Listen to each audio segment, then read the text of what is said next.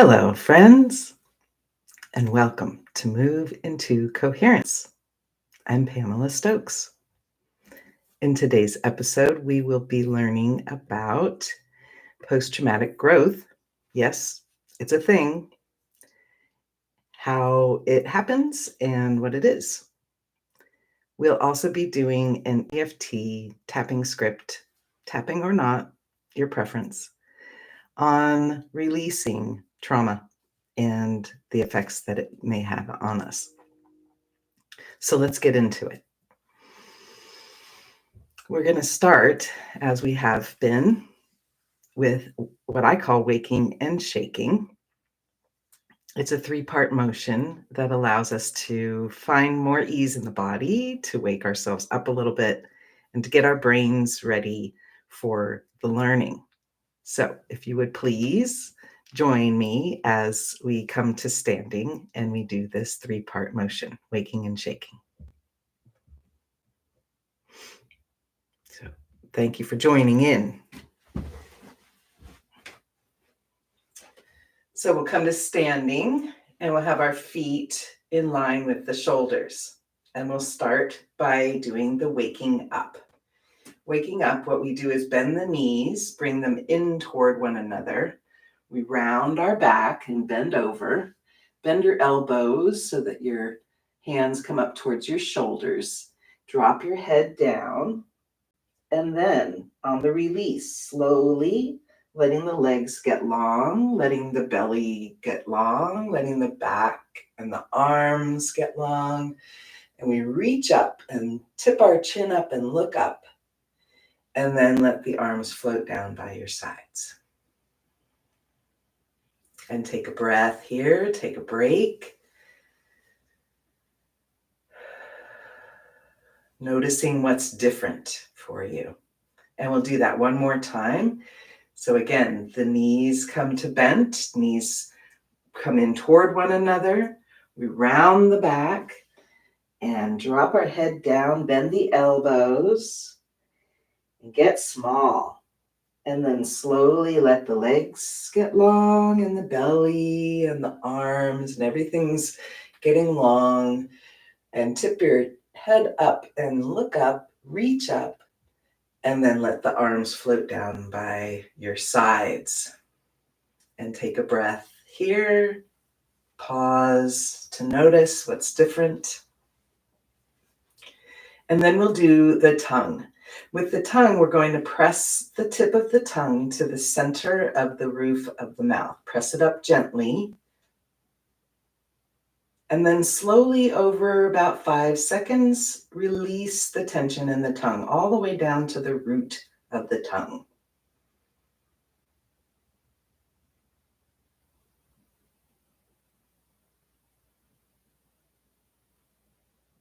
Great. And you may notice a settling in the digestive tract because the tongue is connected to all the rest of it. It's just one tube. And now we'll do the quick shake. This one's pretty fun and kind of silly looking, so I appreciate that you're joining in with me. We're going to start by wagging our tail like a happy dog, back and forth, wiggle, wiggle, wiggle, and we'll let the arms and legs be loose and wiggly, and just get that blood moving and the lymph fluid and your whole fascial network.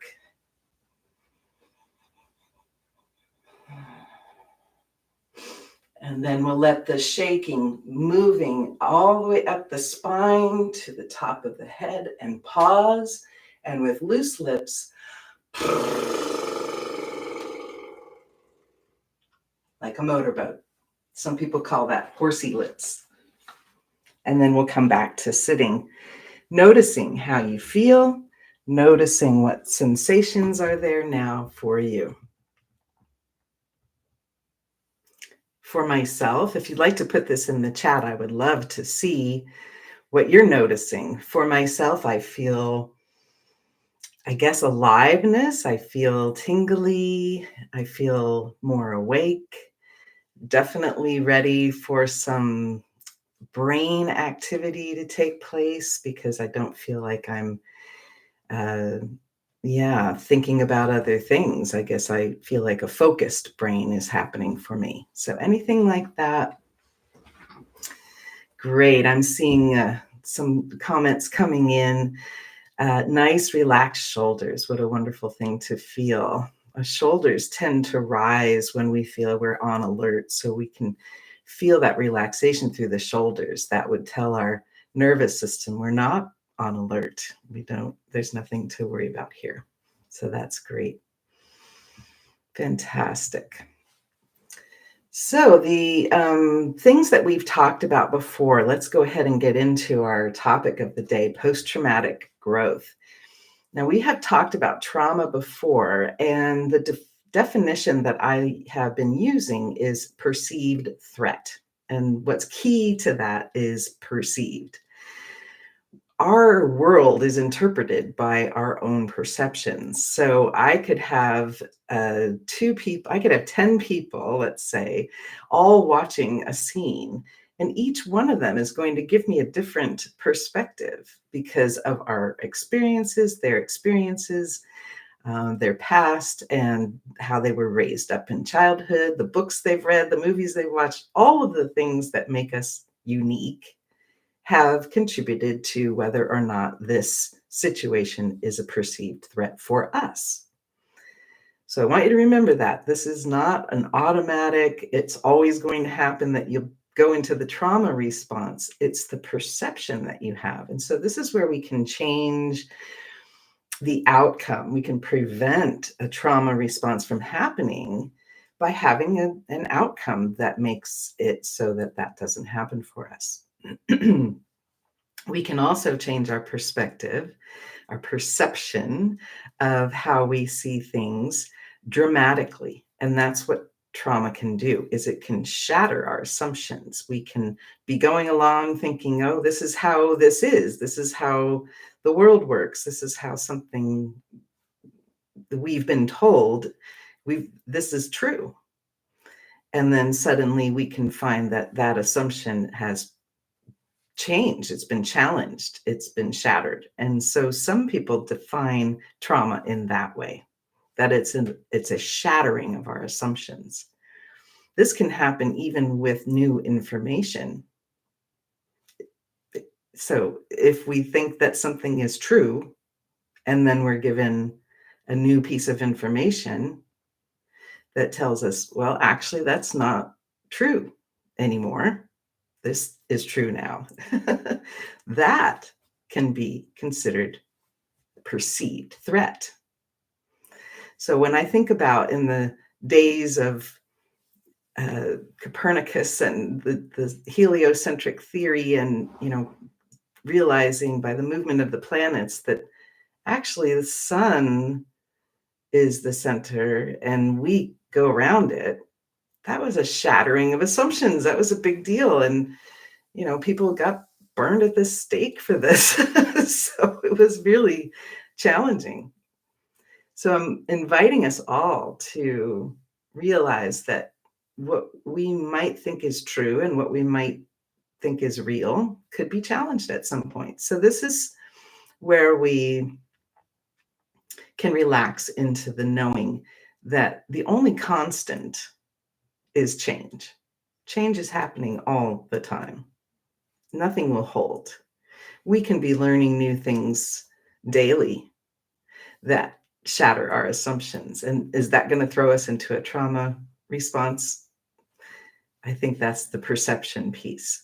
So there's an old song from the 80s, is a kind of country rock band, that there's a line that's running through my head right now that says, hold on loosely, but don't let go, but hold on loosely. And I think the holding on loosely is, there may be some new information here that could challenge this for me. So just accepting that perceptions can change. All right. So another thing that can cause the trauma reflex or the trauma response, and you may have noticed I use those terms kind of interchangeably. Trauma reflex was more defined on a physiological and physical level by Moshe Feldenkrais in his Feldenkrais method. And this is where we have kind of a twist or a raised ribs or raised hips and got kind of a crunching down on the side body. That's what he calls a trauma reflex. And in the world of Peter Levine, the healing trauma guy, I don't have my book here, Healing Trauma, Waking the Tiger, all those books that he's written, and he developed a modality called somatic release or somatic experiencing. Sorry. Anyway, the trauma response that he talks about, fight, flight, freeze, right? Like those terms are, it's intermingled, and basically it's what happens in the body. Okay. So you may notice that I say reflex or response. It's kind of the same thing. So one of the things that can cause this reflex or this response is something called moral injury. And I wanted to talk about this a little bit because I believe that this is something that's happening ongoing on planet Earth, and especially in people who want to help. When we're in a position, like as a doctor or a lawyer or some medical provider, healthcare provider, mental health care provider, even teacher, helpers, let's call them. Those people are in a position where they're trying to, let's say, convey information, keep people safe, create some understanding, those kinds of things. If they see something that is in conflict with their moral code that's happening, and yet they still have to do their job, this is where we can also have, this is moral injury. This is a challenging thing for people. Or when we see other people doing something that goes against the moral code. Now, what is the moral code? I'm sure that we all have a sort of a basic one, but I think the golden rule applies here. So we're talking about do unto others as you would have them do unto you. Well, I like to think of it in terms of, it's pretty basic. Like, don't hurt anybody. Like, just try not to hurt anybody, right? Like, let's be nice and kind, and you know, yeah, try not to hurt anyone. So we can kind of sum it up with, don't take their stuff, don't hurt them, don't say bad things about them. This is, kind of the basis of that. So when we see something like that happening, this is what can be a moral injury, and this can be traumatizing. So what can we do? Well, again, this hold on loosely. So your beliefs and what you feel is true and what you know is right and all of those things, sometimes we have to put a little bit of a pause there so that it doesn't throw us into the trauma response. And this is the challenge of being an adult in our world, is that things will come. Things will come. And how are we going to handle that? How are we going to take care of ourselves so that we don't go into the trauma response?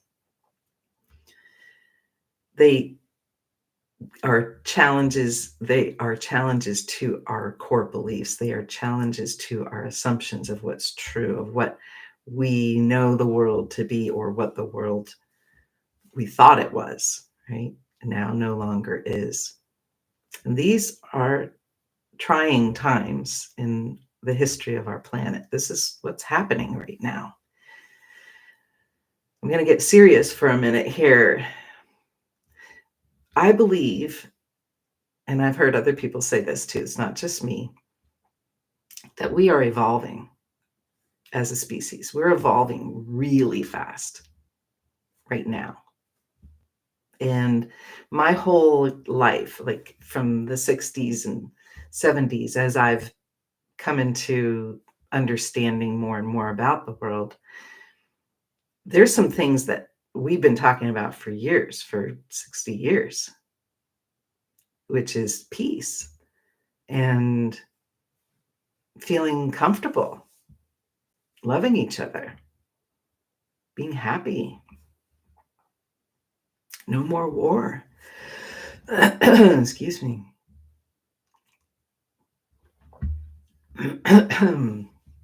We've been talking about it forever.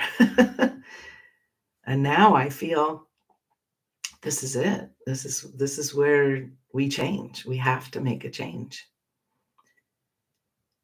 And how do we do that?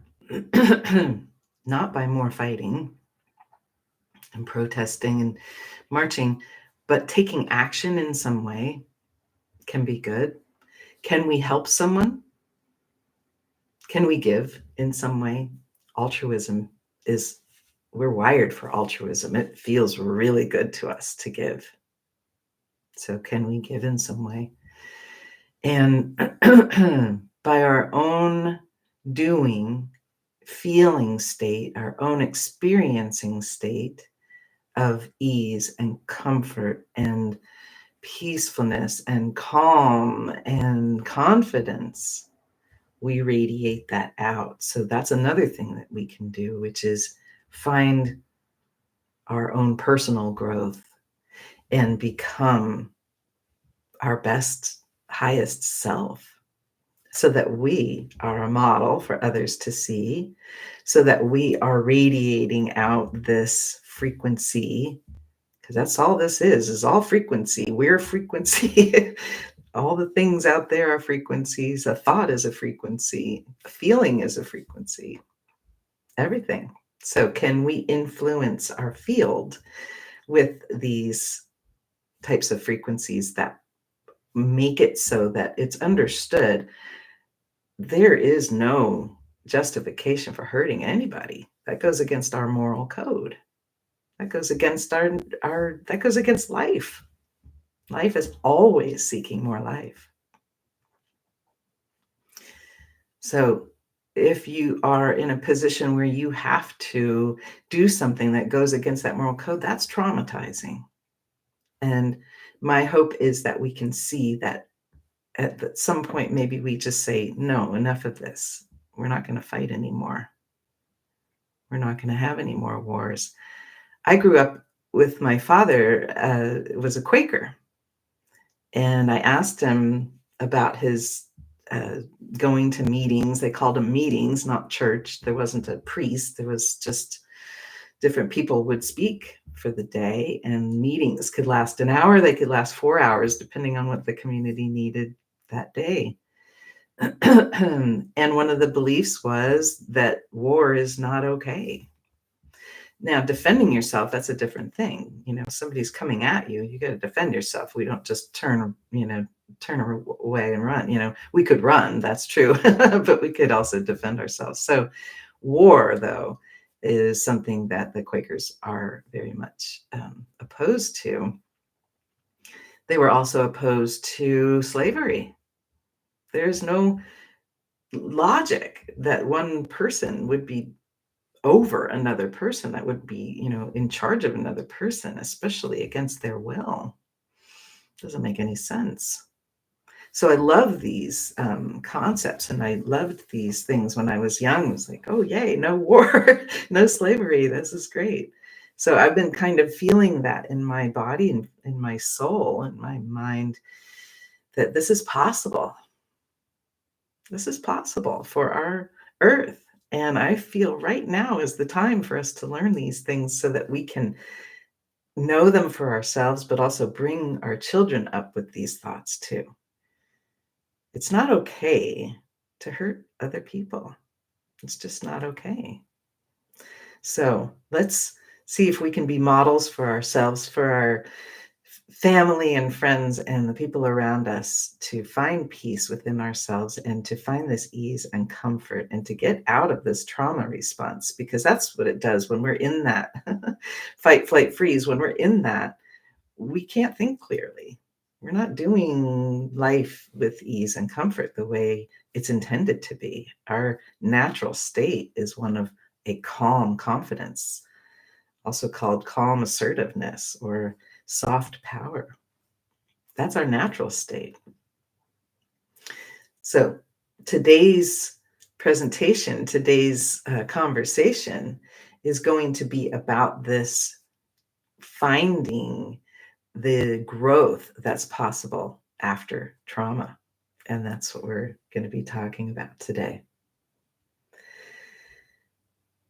The person that came up with the term post-traumatic growth, he calls it PTG, is called Richard Tedeschi, Tedeschi, in the 1980s. He actually is the president of the Institute for Post-Traumatic Growth. He's written 9 books.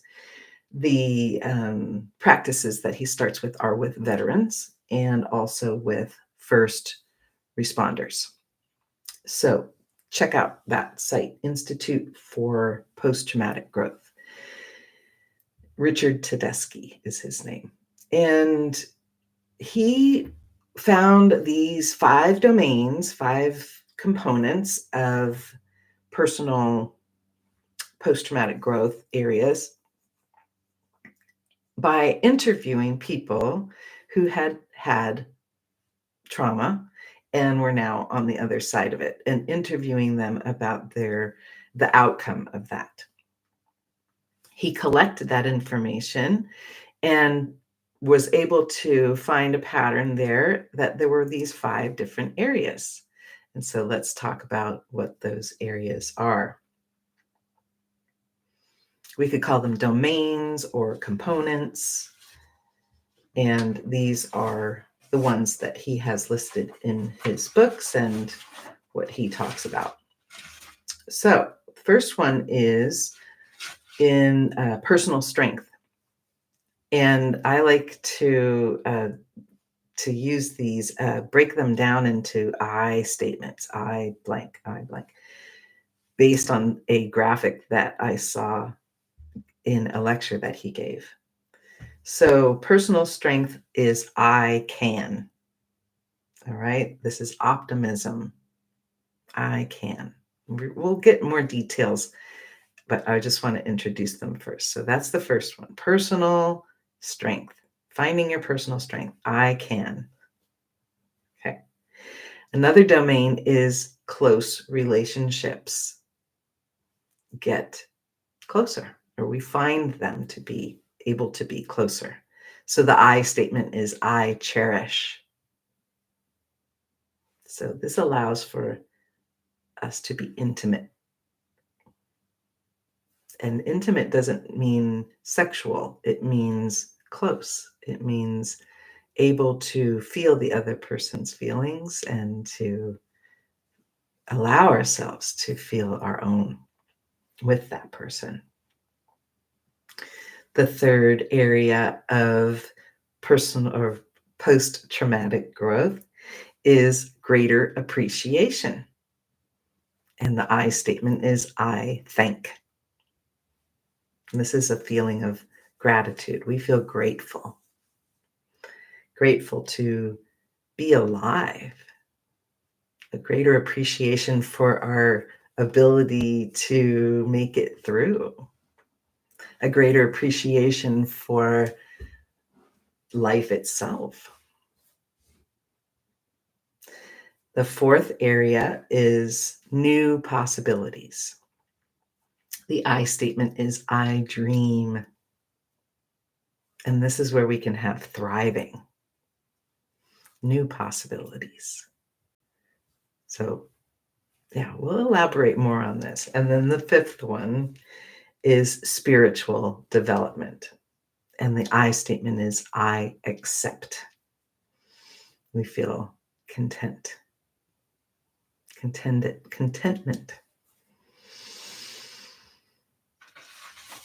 So when we hear those areas, it may be easy for some to say, I feel like I've had some of those, and that's great. You don't have to have all 5. These are just the areas that he noticed were the areas that people generally found for themselves after traumatic events that they had grown from. But we could have 1 or 2. But just recognizing them, maybe you've experienced some of that yourself. So I wanted to elaborate a little bit on these areas. Okay, personal strength. Let's start there. So statements like, if I did that, I can do other hard things. I think some people like to say, what doesn't kill you makes you stronger, right? There's that phrase, what doesn't kill you makes you stronger. And I've heard some people say, I'm done with that. Like, I've had enough of those. When does that hard stuff end? And I would have to say, I'm not sure it does, and I'm not sure it needs to. If we were all just having it easy all the time and no challenges and nothing changes, it would get pretty boring and we wouldn't grow. So this is what adaptation and evolution is doing for us, is giving us situations where we can find what we're good at and how we can get better at those things. So personal strength. And we know adversity is a part of life, but I can still be me. And that's an important part of, again, staying out of that moral injury, staying out of that, pushing against your moral code. If you're doing something that doesn't feel like this is right for you in your soul, you can step away. You can try something different. You can, clear that away and be done with that. So we're finding our personal strength by having adversity. And this is what kind of gets set up here a lot of times, is these paradoxes. All right, the second area in relationships, what's important here is that you can feel your compassion. You're allowed to feel your empathy. It makes things more meaningful. The relationships become more meaningful. They can become deeper. And what's important here too is to have the discernment. You will have the discernment of what's safe, who's safe, and who to trust and who not to trust. Discernment. It's not judgment. Judgment is kind of like, I'm better than you, so I don't want to hang out with you. Discernment is, can I trust you? Can I trust you to receive what I have to say? Can I trust you to be here if I need some support? Can I trust you to not hurt me? Yeah. So discernment is a really important quality of that development of close relationships, is to know, who's a safe relationship to get into with. All right. The third area is greater appreciation. Finding the benefits of, even in this mess of the trauma that I'm experiencing, in this mess of what's happening. We could even look at this in the world situation right now, what's happening in the big picture. That, having the greater appreciation is, for me, when I see hardship and strife and war and fighting and all this stuff, right? We can say, wow, the world's a mess. However, we can also see that people are going, hey, wait a minute. Something's not right here. Something's not okay. I'm going to do something about this. I'm going to take some action. I'm going to feel good for myself. I'm going to step into my own personal evolution. Those things are happening. People are waking up to that right now. It feels really important and really good to me. So I feel like the post-traumatic growth can be simultaneous. Like, we can have the trauma happening and we're still experiencing some of these things that can help us grow from it. So greater appreciation, we can find some benefit here. It also helps us to know what's important and what's not, right? So if I was in this situation and it got taken away and, my world is shattered, maybe there's something good here too. It's hard to see sometimes in the moment. I think about, for myself, I was in a long-term relationship. Here's a personal story. I was in a long-term relationship 35 years, and I just assumed that that's what the relationship was going to be like, for the rest of my life. and it isn't anymore. So that definitely shattered my assumptions. It could have been the worst thing in my life. And yet, what I realized is it allowed me to come into this work. It allowed me to have the freedom to do what I choose to do. It allowed me to see what trauma is. It allowed me to see what abuse is and what I can take and what I can't take, and what discernments, and how I uh, care for myself, and all these positive things. So there's a greater appreciation for what happened for myself that I definitely feel the benefits of. And maybe that's true for you too. You can say, gosh, that thing was a drag, but I have this, this, this, and this because of it. So that's the greater appreciation. And it also lets us to know, like, what doesn't matter so much. Here I was thinking, oh, I was going to be that, that old couple who could say, oh, we've been together, 65 years. That's not that important anymore, right? It's okay. Doesn't matter that much. And that's part of this piece too, this greater appreciation. All right, the fourth area is new possibilities. What's possible now that wasn't before? And again, that kind of rolls off of that greater appreciation conversation that I just had, which was, or statement that I just made, which was, things are possible now that weren't before. It's opening up the possibility for, let's say, humans on the planet to become more powerful. Oh, yeah, we are. We are becoming more powerful by stepping into our selfness. We're all individuals that are very unique. We are unique expressions of this energy of the universe. And when we realize that, when we step into that, we have that power, not power over. This is the power of creation. And there's a line, well, there's a few lines, but the concept in A Bug's Life, where the grasshoppers are having the ants collect the food and they get to keep the food, right? The grasshoppers get to benefit from that. So it's kind of a microcosm or an analogy for what's happening on our earth, right? We have some big wigs who tell us what to do, and we, make the world work for them.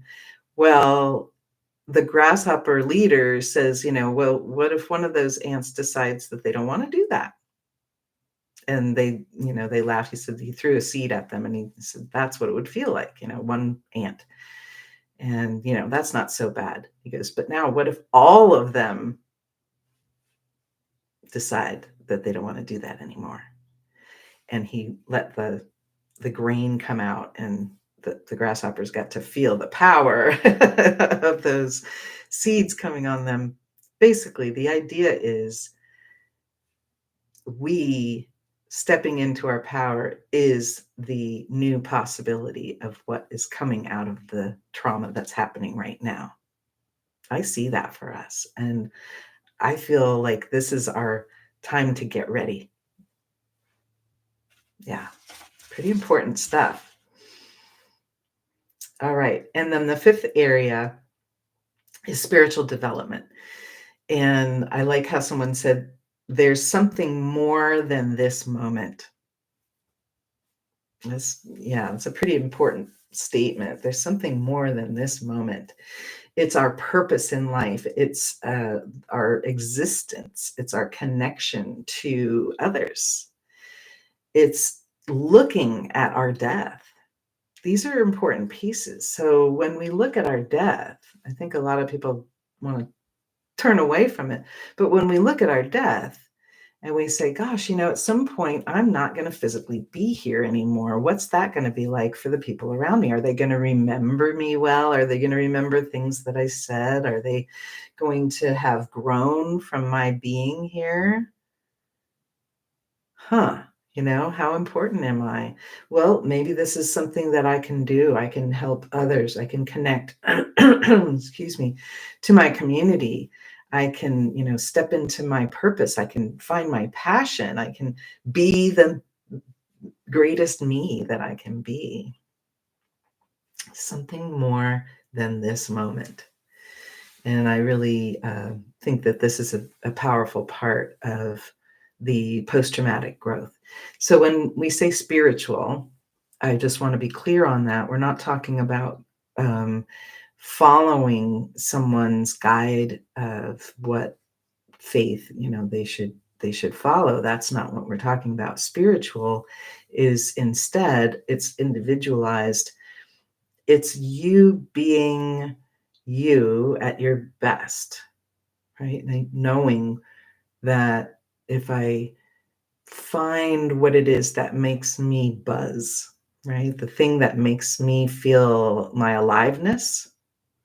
And if I support myself in doing more and more of that, I am listening to the life force energy that's moving me. That's the spirit in me. Spirit is the breath that keeps coming 20,000 times a day for us. Spirit, it's what's making us be here. There's nobody's in charge, right? This is different than that. Nobody's in charge of us. We're in charge of us. I'm in charge of me. You're in charge of you. Yeah, that's the spirit. And that can develop with post-traumatic growth. Excuse me, I'm going to take a drink of water.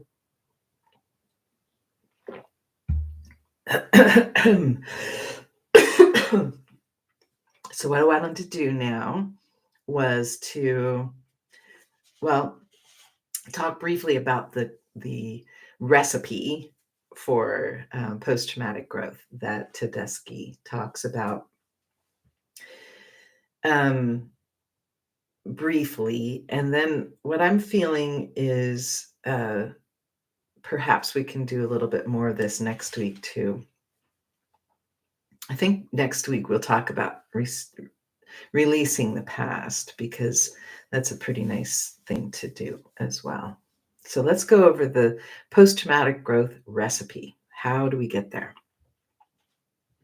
First of all, is to appreciate paradoxes. In other words, two things can be true at once. Yes, and. In other words, when I was working with a group of children, one of them was my daughter, we had a comedy group. You can find it still on YouTube, called Just Kidding. And there were 2 episodes that we filmed. And it was really fun. But that group morphed into, we had the opportunity to do some improv and to be part of a fundraising competition. And I didn't really know improv. So I was like, well, it's improv. I'll make it up. I'll do it as I go. I'll improv it. But I found a book called Impro, which helps you to understand how to do improv and to help people to learn that as well. And the main thing, one of the main teachings of that is yes, and.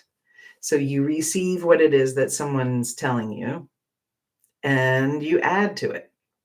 So you receive their prompt, which is, I went to the grocery store and you fill in the blank. I saw 3 people at the stand, whatever it is, you're filling in the next part, the yes, and. And in this paradoxes, the appreciating paradoxes, the reason why I think of yes, and is 2 things can be true at once.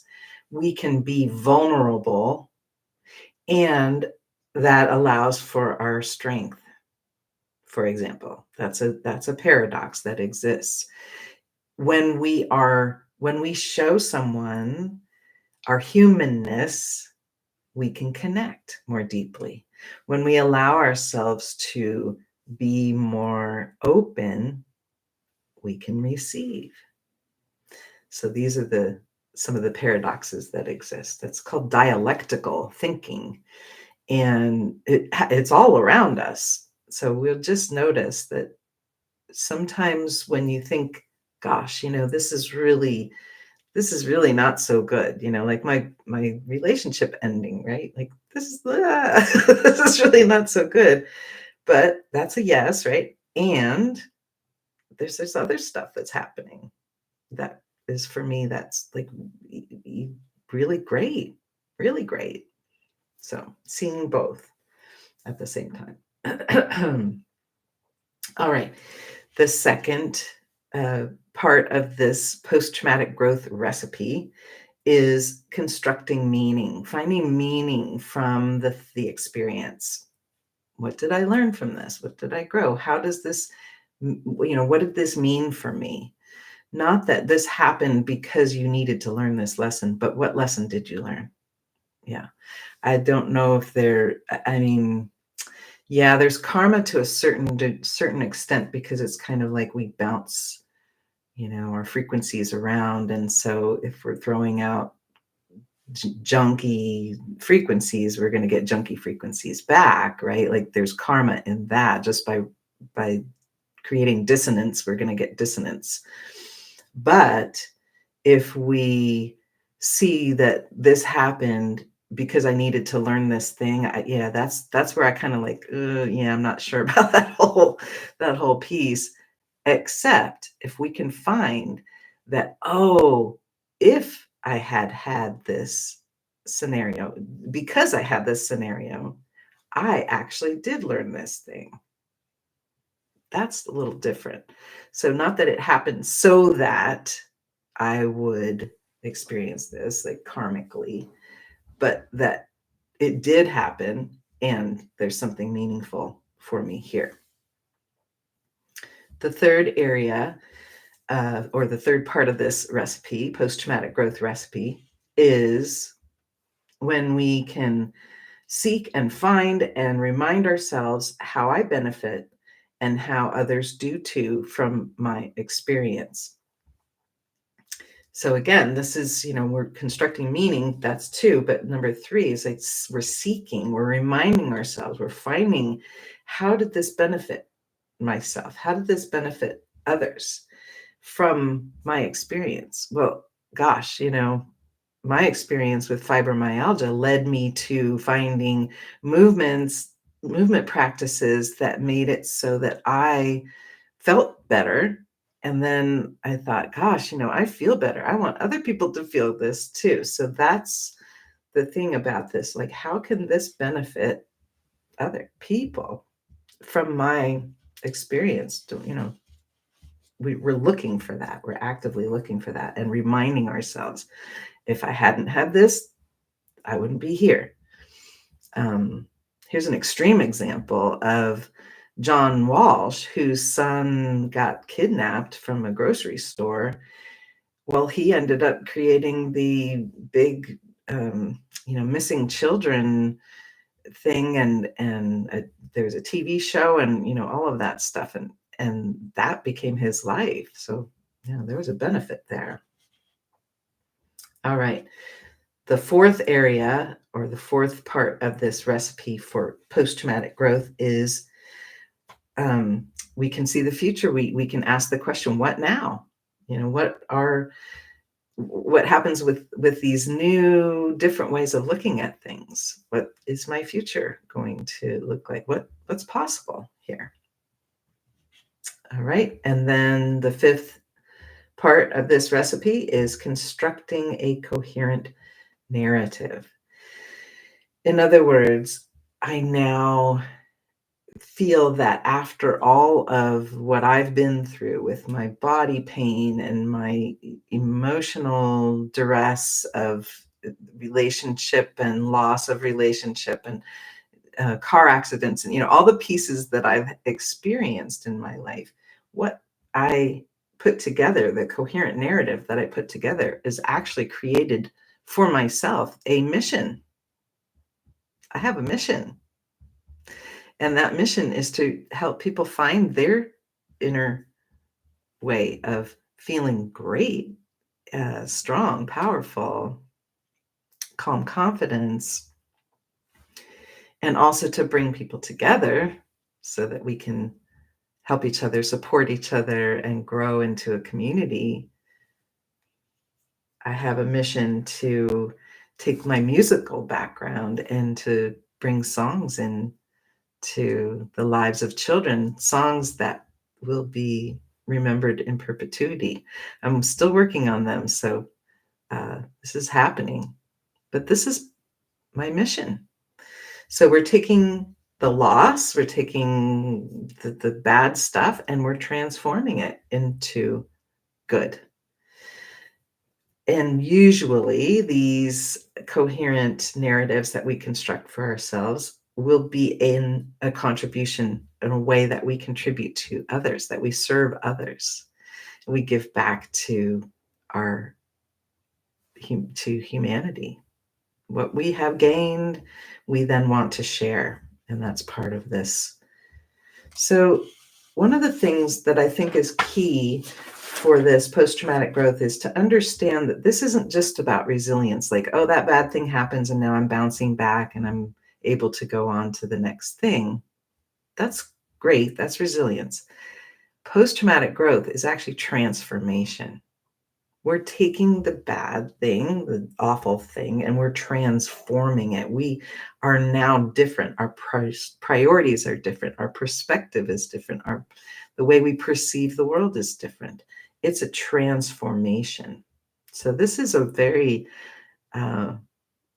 evolution-oriented way of seeing this, right? When we're looking at trauma as something that maybe happened in our lives, we could say it happened through us.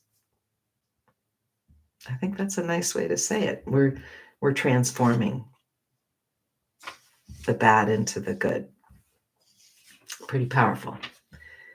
Okay, that's what I have to share today about this knowledge, this information. And what I'd like to do now is the EFT tapping script for, well, it's got a strong title, but trauma and abuse. And what we're doing with this is we're kind of looking at the way that what can happen after trauma and abuse is that we hang on to pieces of it. We kind of stay in this small place, and this script will allow us to find that we don't really need to hold on to those things anymore. Now we can step away from that and we can find ease and comfort. So some of the things that you're going to be hearing in this script are pretty strong, but they're also probably true. And that's why we use the acupoints, which talk to the nervous system, that tell our nervous system everything's okay in this moment, right? When we do that, we are, at the same time, we are talking about the things that maybe have been upsetting for us. Our nervous system is getting calmed around those thoughts and those words. So we're actually able to release some of the power of those words, how strong they feel to us, and our body's responses to them. So that's what we're doing here. In one of our previous episodes, in the live episode, there is all of the tapping points. I go over them thoroughly, so you may want to check that out to find where these tapping points are. But I'm going to teach you a new one today. Normally, I have us spread the hand open with the thumb underneath one collarbone and the fingers underneath the other collarbone, resting the hand on the chest over the heart area. That's a nice place to do it. Today, I'm going to teach you another one that I think is really pleasant. It's using just your hands and holding your hands. So we're going to bring the thumb of one hand into the center of the other hand, right into the palm. We're going to wrap that thumb up with that hand, and then we're going to take the fingers and wrap those around the back of the other hand. Okay, so I'll describe that again. Bringing the thumb into the center of the other hand, wrapping that thumb with the fingers, and then wrapping the fingers around the other hand. So we can just relax this hand hold down in our laps. And if we get tired of holding that way, you can switch to the other hand and just do that. All right, so we're going to get into it here. We're going to begin this script by breathing through the nose and taking 3 calming breaths. So at your own pace, inhaling through the nose, deep into the lungs.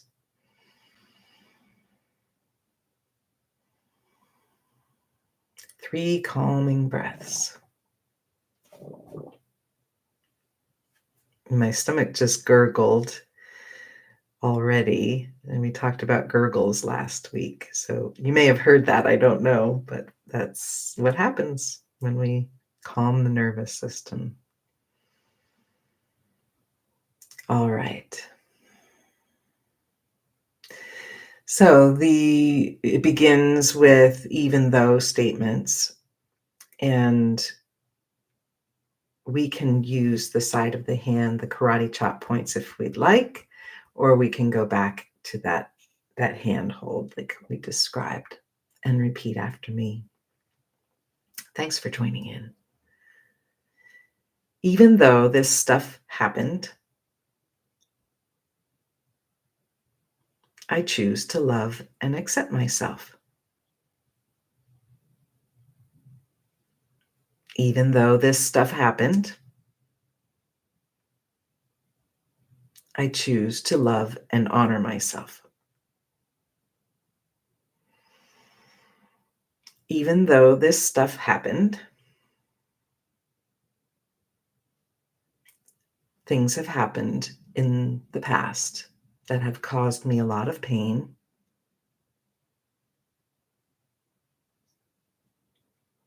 And I'm still carrying a lot of that pain. And even though this stuff happened,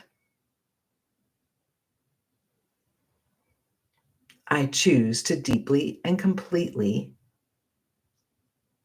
love, honor, and accept myself, and to whatever extent possible, I choose to love, honor, and forgive the others that were involved, because I choose to be free.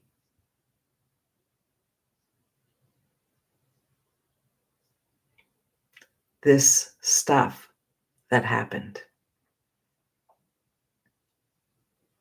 these painful things that happened, all this pain that I experienced, all this pain that I'm still carrying, I choose to clear it. I have a right to clear it. I don't owe it to anyone to hang on to this pain. Part of me might think I do. Part of me might believe that I should hold on to this pain, that I need to hang on to this pain. Maybe to make sure it never happens again.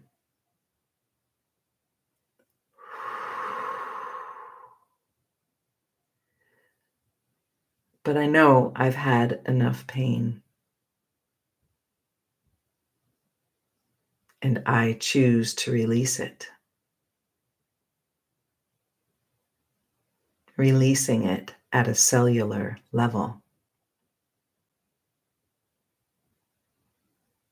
And releasing it all the way back through my past. I don't want to carry it anymore. And let's take a breath here. We'll do a sigh of relief. So small breath in through the nose, a larger breath in, and then with lips closed. All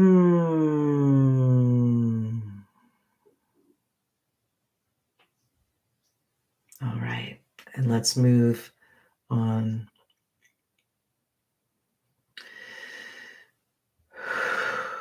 But if I let go of this pain, does that mean I'm forgiving these people? Because maybe they don't deserve that. And maybe I need to hang on to this pain to punish them.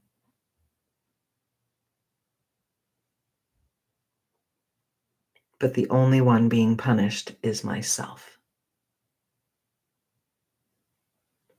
And I deserve a break from that. I know I've suffered enough. And I choose to set myself free now. Setting myself free from this pain. Setting myself free from the fear. All the fear that I experienced. And all the fear that I'm still carrying. All the fear that I might, all the fear that it might happen again.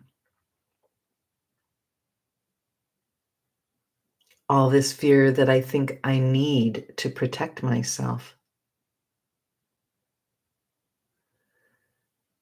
I can find better ways to take care of myself. I'm here now. Whatever that stuff was, I came through it.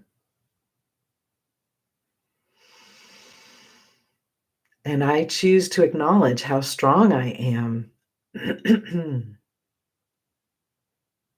And I choose to feel more confident in myself. And I choose to really love myself. So I'm allowing myself to heal with this love. In my body, mind, and spirit. And let's take a nice breath here, in through the nose, deep into the lungs.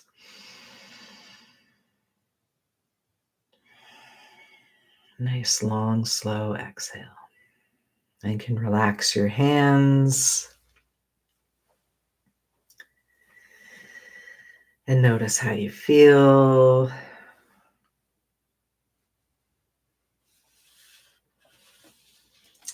And we will finish with some heart coherence here. It's a very good thing for our nervous system and our subconscious mind when we're bringing in new information. It's really very helpful, supportive to do a little heart coherence so that we're sending the message of everything's okay in this moment, and we can take that new information into the subconscious mind.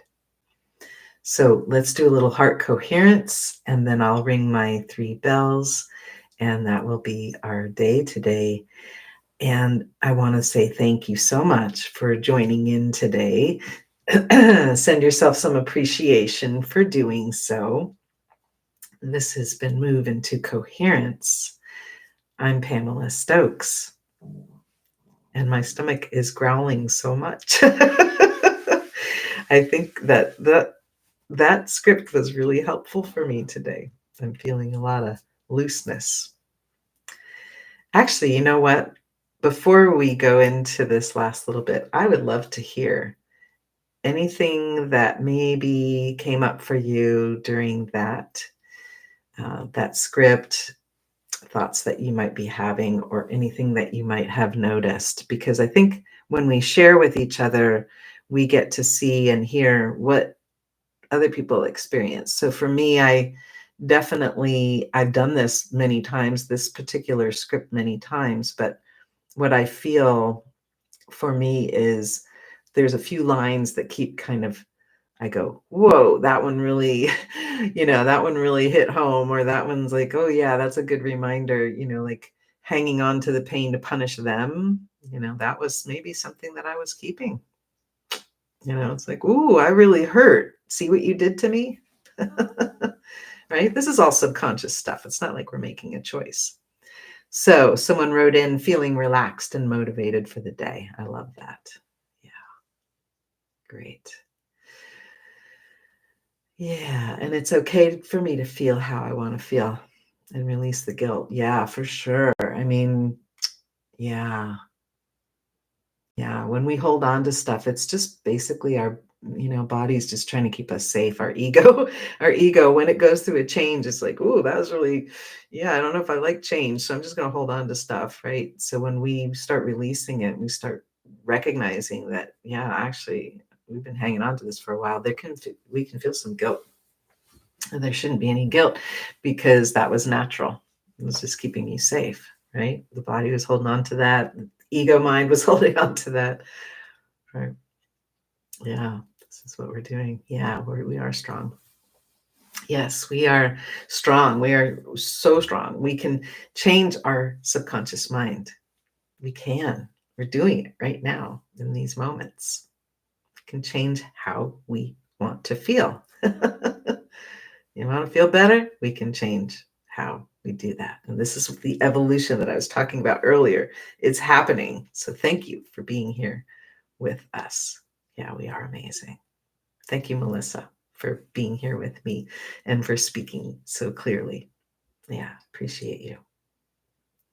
All right, let's go to our heart coherence. You can bring your hand over your heart, connecting with your heart and slowing your breathing down as you're feeling that connection to the heart, slowing it down, maybe 5 or 6 seconds in and 5 or 6 seconds out through the nose.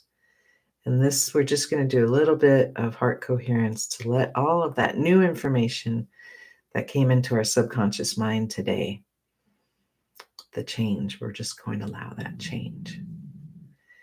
Yes.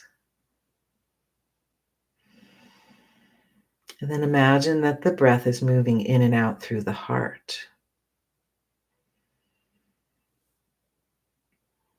And it may be helpful to have your eyes closed if that's comfortable for you.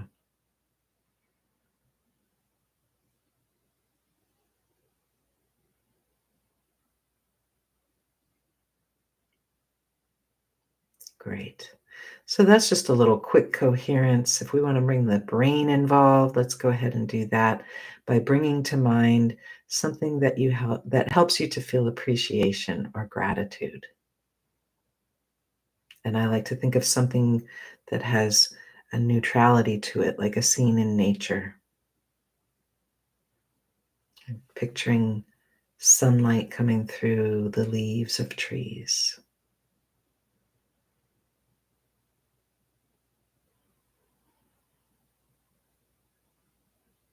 Breathing slowly and deeply through the heart. Feeling gratitude, appreciation.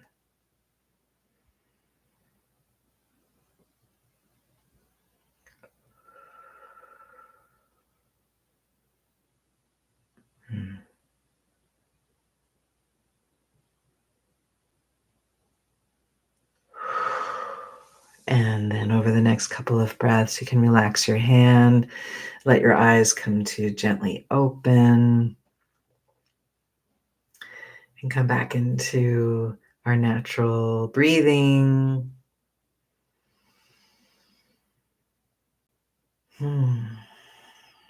Yeah, that's a nice way to be. All right. Well, again, I'm going to say it again. Thank you so much for being here, and do send yourself some appreciation for joining in. This is Move Into Coherence. And I'm Pamela Stokes, and I look forward to having you join me again for our gathering next week. Take it easy. And we're going to do our 3 bells.